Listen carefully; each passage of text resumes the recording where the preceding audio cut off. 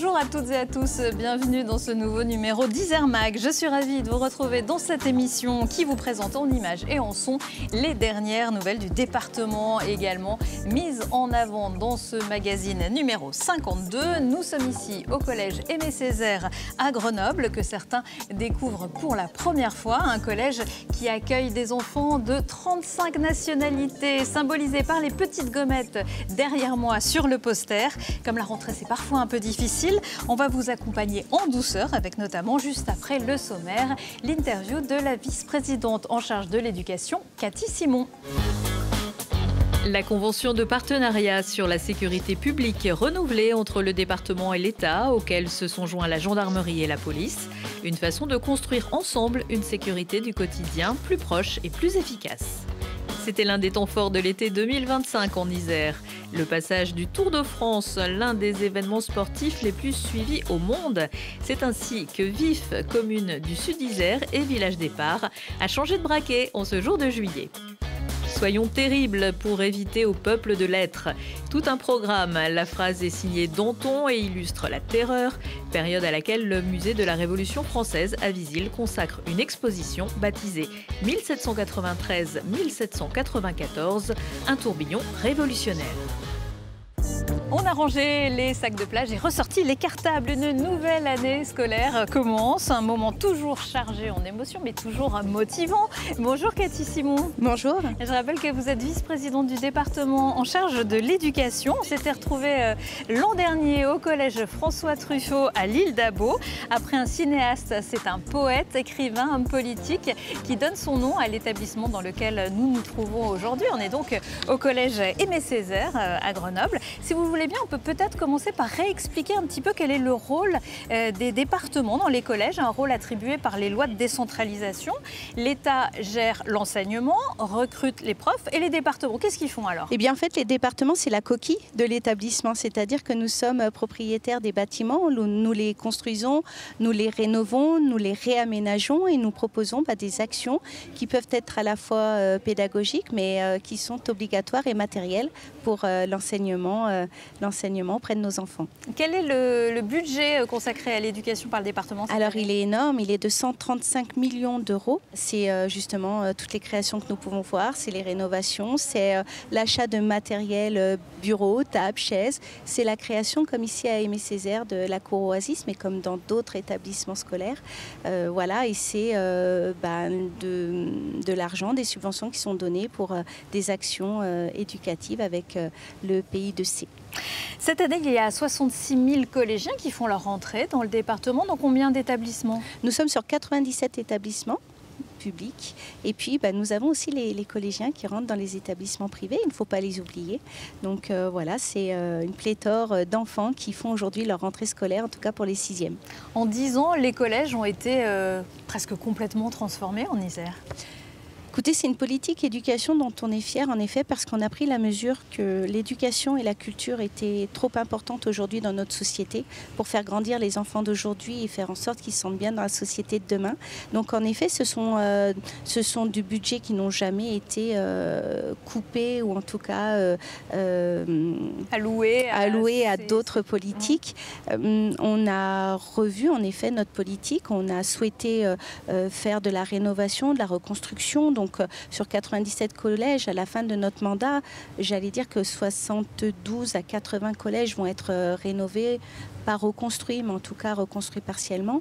Et on aura tenu en tout cas cette promesse-là. La question du réchauffement climatique est évidemment dans toutes les têtes. Ces rénovations sont importantes pour ça. Alors il y a l'extérieur, il y a l'intérieur, la rénovation, etc. Et puis il y a aussi les cours, comme la cour Oasis dans laquelle nous nous trouvons actuellement. Comment ça se passe, la création d'une cour Oasis? Écoutez, c'est assez formidable parce que pour le coup, on attend vraiment un travail collaboratif avec les enfants, avec les enseignants, avec l'équipe aussi de direction, où on leur a demandé de finalement porter contribution et de nous donner quelques projets pour pouvoir améliorer une cours qui était avant très en béton. Alors on le dit avec beaucoup d'émotion avec le président. On a eu des projets qui étaient assez farfelus, des enfants qui nous ont... J'ai entendu parler d'une piscine avec des toboggans. Exactement. Donc comprenez bien qu'on n'a pas pu accéder à la demande des collégiens, mais par contre on a eu d'autres projets très ambitieux et pourtant plein de bon sens qui vont nous permettre un petit peu de réguler le climat à l'intérieur du collège, et pas que le climat, l'air en fait que nous respirons et les températures qui sont souvent très hautes l'été. C'est aussi le climat scolaire. Quand une cour est bien aménagée, quand tous les enfants peuvent y accéder et gérer les activités comme ils ont envie de les gérer, eh bien ça se passe très bien. Donc une cour Oasis, c'est beaucoup de méthodes, c'est beaucoup d'élèves concernés et qui ont une pléthore d'idées à nous transmettre. Et puis, c'est un moyen de se réapproprier les espaces. Un lieu incontournable, à part la cour, c'est évidemment la cantine. Ce midi, comme tous les jours, on avait le droit au choix 3 entrées, 2 plats, 2 laitages, 2 desserts. C'était excellent. Pour certains des 38 000 collégiens inscrits, peut-être le seul repas équilibré de la journée. Alors, le seul repas, vous avez raison, certainement équilibré de la journée, un repas à 2 €, mais on aime à le dire, attention, le repas ne coûte pas 2 €. Combien ça coûte un repas? 8 €. Donc le reste est à charge du conseil départemental, mais c'est une vraie volonté. C'est une volonté de se dire que pour beaucoup d'enfants, eh bien c'est de manger au moins une fois par jour un repas équilibré, comme vous l'avez dit, local et ou bio. Non pas pour stigmatiser les parents, mais tout simplement parce que bien, quelquefois certains enfants n'ont pas accès à cette alimentation-là, et puis n'ont pas accès non plus à ce qui pourrait être d'équilibré. Donc on voit beaucoup de collégiens aujourd'hui déjeuner au restaurant scolaire. On est très fiers. Et puis je peux vous dire qu'encore à midi, j'ai très bien mangé, et j'en ai félicité nos cuisiniers et puis nos agents. On ne va pas se quitter sans parler de la carte tatou, cette fameuse carte tatou que je viens de sortir de ma poche. Rappelez-nous ce que c'est, cette carte tatou. Elle est incontournable, cette carte tatou. J'allais dire que c'est la première carte pas bleue, mais presque pour les jeunes collégiens qui peuvent aller dépenser dans des lieux culturels, dans des associations, au cinéma, exactement. C'est 60 € qui est alloué par le conseil départemental. Ça peut être un peu plus si jamais les cautions familiales ne sont pas très élevées. Mais en tout cas, c'est, j'allais dire, un premier moyen de paiement pour tous ces jeunes collégiens avec leur carte tatou. C'est à mon sens un premier pas pour une autonomie dans des achats qui sont culturels, sportifs ou associatifs. Merci beaucoup Cathy Simon. On va vous laisser finir votre tournée des collèges pour aujourd'hui, même si vos visites ne se limitent pas à cette journée. C'est toute l'année que vous êtes sur le terrain. On vous en remercie. Merci beaucoup. Merci beaucoup. Bonne journée à vous aussi.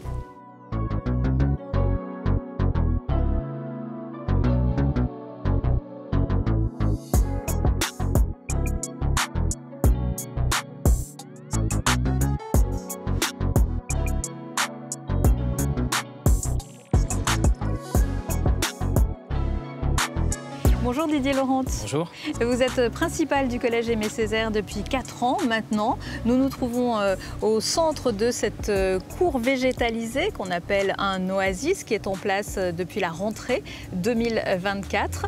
Comment c'était avant ici ? Alors on avait le plateau sportif sur lequel nous sommes, mais à côté c'est vrai que c'était de l'enrobé, goudron avec beaucoup moins de plantes. Pas d'aménagement sur les agrès qui ont été installés, pas de fontaine à eau. Donc voilà, c'était moins bien. C'était moins bien avant. Aujourd'hui, ça donne vraiment envie. On l'a vu, les enfants s'approprient l'espace.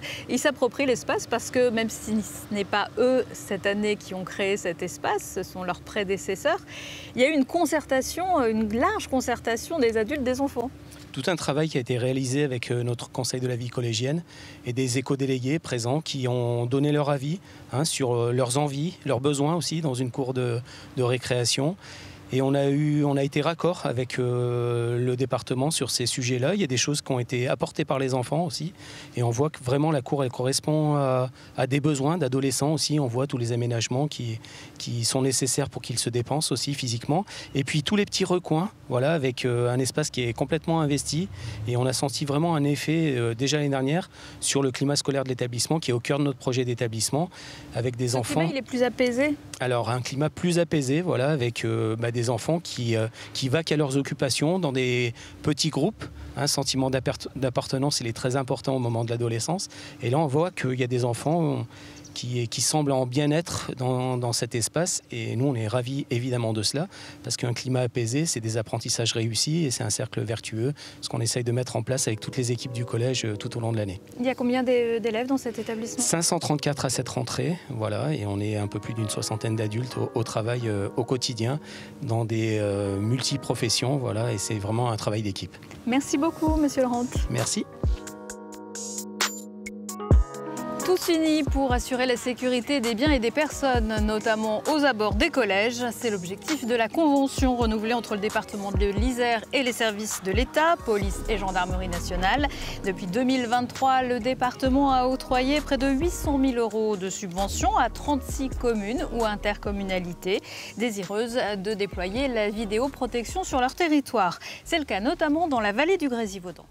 Vous avez plusieurs illustrations d'actions qui sont déjà menées en lien avec le conseil départemental et que nous formalisons à travers cette convention. Vous avez par exemple la protection et la sécurité autour des collèges. Vous savez que les collèges relèvent d'une compétence du conseil départemental. L'avantage de cette convention, c'est que les services, que ce soit ceux de la police, de la gendarmerie, communiquent très régulièrement avec les services du département, avec le service route, avec notre risque manager, et pour la sécurité dans les collèges, pour les violences faites aux femmes, avec les conventions, les réseaux que l'on peut mettre en place, et tout ceci participe à l'amélioration de la sécurité au global. Plus vous déployez de la vidéoprotection, plus vous donnez les moyens aux forces de sécurité intérieure de conduire leurs enquêtes. À partir du moment où le maillage commence à être consistant, eh bien c'est parfois des flagrants délits qui peuvent être réalisés. Ce sont des enquêtes qui peuvent être menées plus rapidement. La vidéoprotection est un véritable outil. Alors bien sûr, ce n'est pas l'alpha et l'oméga de la sécurité, mais c'est un outil performant qui sera encore plus performant demain avec l'intelligence artificielle. Moi, j'ai aucun problème avec la vidéoprotection. Je considère qu'elle a pour but de protéger les honnêtes citoyens et de surveiller les délinquants. Alors les caméras sont financées par les communes principalement, elles sont aidées en cela par la région et le département vient compléter. Et je crois aussi que l'État apporte une aide financière. Depuis la mise en place 2021, on a eu une chute vertigineuse des requises, du fait que de l'action de la vidéoprotection et des résultats probants. Alors les points, ça a été entrée-sortie de la commune. Au moins ça nous permet de voir les véhicules avec des lectures de plaques. Et après on a ciblé les bâtiments communaux, la protection des bâtiments communaux. On a ciblé la proximité des écoles. C'est très réglementé la vidéoprotection. On ne filme pas comme on veut. Tout ce qui est privé, c'est pas filmé, c'est masqué. Nous on est vraiment sur le domaine public et il n'y a aucun souci sur la liberté par rapport à la liberté des habitants là-dessus. La convention intègre des actions de protection, mais aussi de formation à l'attention des élus et des agents du département.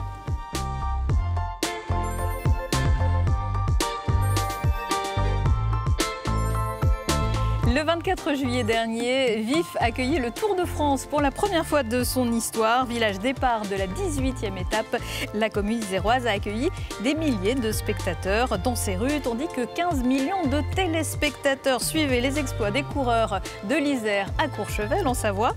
Bien évidemment, de nombreuses animations avaient été proposées par le département, avec autant de succès, ou presque, que la caravane du Tour. C'est un sujet de Gaëtan Loiseau. Vif vit le départ du Tour de France pour la première fois de l'histoire. Et pas pour n'importe quelle étape, car c'est l'une des plus difficiles de cette édition. En direction de Courchevel, les coureurs devront affronter 171 km et surtout plus de 5500 mètres de dénivelé positif. Les spectateurs sont venus en nombre pour voir le départ de cette 18e étape, mais aussi pour profiter de la caravane. Chacun a sa stratégie pour récolter le maximum de souvenirs. Crier le plus fort, et sauter les mains en l'air, les bras comme ça et montrer qu'on peut. Les goodies et la nourriture aussi. On faisait des grands mouvements parce que forcément c'est le mouvement qui attire l'attention. On criait comme tout le monde, mais c'est surtout on attendait les chars qui se lançaient du bon côté. Et puis on criait dès qu'on avait des objets, ça rendait la foule contente bien sûr. Donc ouais. Surtout crier, surtout crier. Des bobs, des sacs.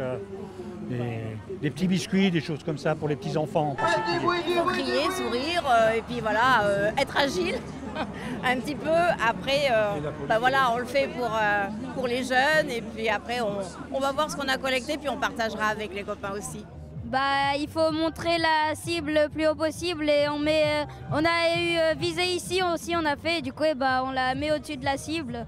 Comme ça, ils regardent et ils essayent de viser. C'est la première fois pour Christine au Tour de France. Pour elle, grâce au Tour, Vif va pouvoir, le temps d'une journée, rayonner. Parce que ça met un peu la ville en valeur, ça lui donne une petite notoriété. Et puis si les gens peuvent en profiter pour découvrir un petit peu le patrimoine qui est autour, comme le musée Champollion, l'église Saint-Jean-Baptiste, des choses comme ça. Le culturel peut aller avec le sportif, donc c'est bien d'associer les deux, je pense. L'autre mot du jour, il faut profiter. On sent que ça ne se reproduira pas tous les ans, donc on en profite. Et c'est à côté de chez nous, quoi. C'est vraiment, Il faut plus souvent des trucs comme ça en vrai, parce que ça fait beaucoup d'animations. Je suis natif de Vif, donc gamin, j'aurais rêvé que ça parte de mon village.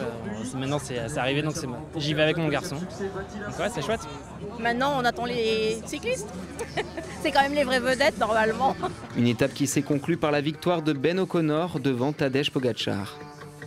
À peine plus d'un mois plus tard, l'Isère repartait pour un tour, celui d'Espagne cette fois, et pas pour un départ, mais pour une arrivée.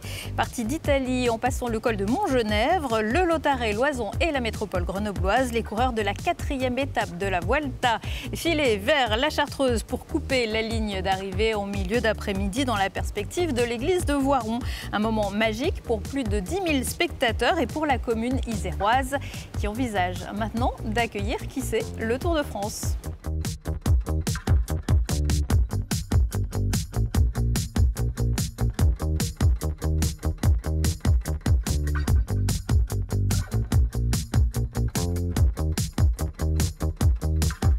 Étymologiquement, la Révolution, c'est la fin d'un cycle. Alors, je vous propose de descendre de vélo pour nous rendre au musée de la Révolution française à Visil pour sa nouvelle exposition 1793-1794, un tourbillon révolutionnaire. La directrice de ce musée départemental, Sophie Mouton, nous explique comment l'an 2 de la République, et on ne parle pas des mariés de l'an 2, comment cet an 2 va bouleverser le quotidien des Français. Voyez le reportage de Mirko Pesci. De l'exécution de Louis XVI à la chute de Robespierre, le musée de la Révolution française de Visil s'habille de rouge pour revenir sur cette période sanguinaire de l'histoire de France appelée la Terreur. Une période courte d'un an, entre 1793 et 1794, qui a vu naître la Première République française. Une année qui va être une année vraiment de paroxysme, avec à la fois des mesures très réformistes, très progressistes qui vont être mises en œuvre par les révolutionnaires. L'école va devenir publique, gratuite, obligatoire pour les filles et les garçons. L'esclavage va être aboli en février 1794. Mais dans le même temps, le contexte de menaces sur les frontières extérieures de la jeune République et aussi de menaces intérieures vont conduire à la mise en place d'un gouvernement d'exception qui va lui valoir à cette année d'être surnommé la Terreur dès 1794. L'exposition a été co-conçue avec le musée Carnavalet de Paris. Plus de 70 objets d'art et d'histoire représentent cette période marquée par les exécutions et les insurrections, mais certains événements n'ont pas été illustrés par les artistes de l'époque. Alors, le musée a commandé des œuvres plus contemporaines à Florent Groisel et Youn Locard, les auteurs de la bande dessinée Révolution. Et derrière moi, pour introduire l'exposition, on voit une scène qui se passe sur les ruines de la Bastille aujourd'hui, donc place de la Liberté pendant la Révolution. Et là, le peuple est réuni pour assister au pilonnage de la première constitution, la constitution de 1791, qui prévoyait un régime de monarchie constitutionnelle. On déclare la République, on pilonne donc voilà, sur les ruines de la Bastille la première version de la Constitution et on se met au travail pour écrire une nouvelle version de la Constitution de la Première République française, qui va s'accompagner aussi d'une déclaration des droits de l'homme revue à la sauce 1793. Et ces deux documents font partie des prêts du musée Carnavalet, sous la forme de 2 affiches monumentales. Elles étaient autrefois suspendues à l'arrière du président de la Convention nationale, l'Assemblée de cette période. L'entrée pour l'exposition Tourbillon révolutionnaire est gratuite et propose des spectacles, des ateliers ainsi qu'une rencontre avec les auteurs de Révolution.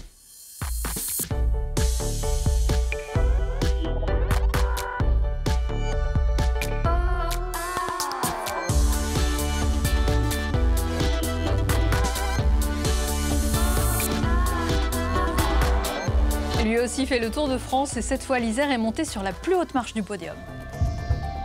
Le village préféré des Français 2025 est Saint-Antoine-l'Abbaye. Et oui, le 2 juillet dernier, Saint-Antoine-l'Abbaye a été sacré village préféré des Français 2025. Lors de l'émission de France 3 animée par Stéphane Bern, le premier village de la région a décroché ce titre national. Au cœur du Dauphiné, ce joyau médiéval a été fondé en 1070 autour des reliques de Saint-Antoine l'Égyptien. Sous l'impulsion des Antonins, des moines médecins qui rayonnèrent dans toute l'Europe, il devient un centre de soins renommé que l'on vient y visiter aujourd'hui, autant pour son abbatiale gothique et son mobilier religieux exceptionnel que pour ses maisons à colombages et ses halles anciennes, ses boutiques d'artisans et ses paysages vallonnés. Son prestige, Saint-Antoine-l'Abbaye, le doit aussi à son musée où vous pouvez voir jusqu'à fin novembre l'exposition de laine et d'or, une histoire tissée au XVIIe siècle, celle d'une œuvre commandée en 1623 par l'abbaye à Léonard de Vialet, maître tapissier de la ville d'Aubusson, à charge pour les célèbres ateliers de représenter l'histoire de Joseph. 8 tapisseries exceptionnelles sont présentées ici dans une scénographie contemporaine traitant tout autant du contexte de l'époque, du choix du sujet que du savoir-faire et du faire-valoir.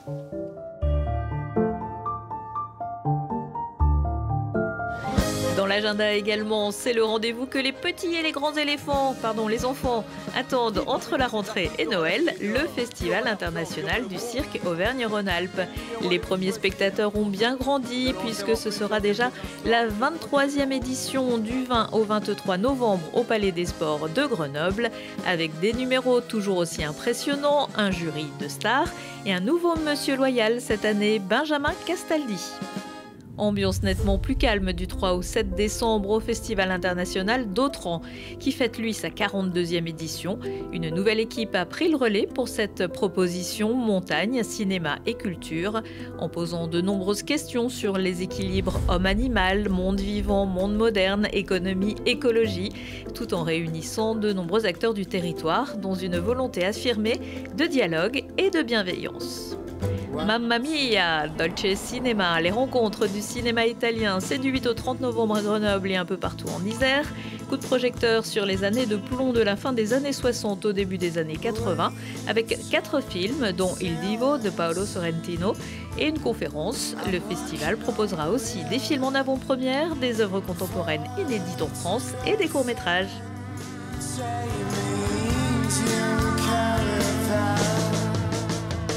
C'est ainsi que s'achève ce numéro d'Isère Mag. Merci de l'avoir partagé avec nous. D'autres infos à retrouver sur le site internet isère.fr qui vous guide aussi dans toutes vos démarches concernant le département. Alors n'hésitez pas. Et moi, je vous dis à très bientôt.